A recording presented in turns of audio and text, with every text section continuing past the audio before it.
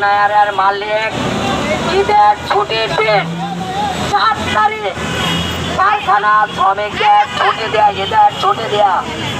মালিক কারখানা 13-1 দ্বারা বন্ধ করে দিয়েছে।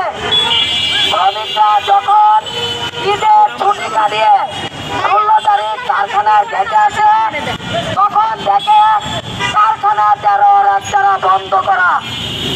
শ্রমিকরা অনেক ধৈর্য সহকারে কারখানার সামনে অবস্থান করলে তখন রূপনগর থানা, কলকারখানা প্রতিষ্ঠান পরিদর্শন অধিদপ্তর, বিজিএমই এবং ডিসি অফিসের প্রতিনিধি, প্রশাসনের সকল প্রতিনিধিদের উপস্থিতিতে আমাদের গ্রিন বাংলা গার্মেন্টস ওয়ার্কার্স ফেডারেশনের প্রতিনিধিরাও উপস্থিত ছিলেন।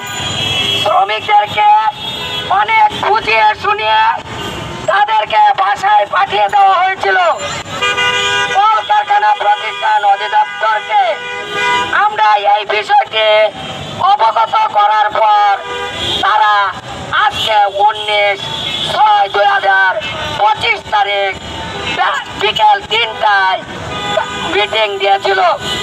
কারখানাটি আপোষ মীমাংসার জন্য মালিক কলকারখানার ডাকে, শ্রম মন্ত্রণালয়ের ডাকে আজকে উপস্থিত হয়নি।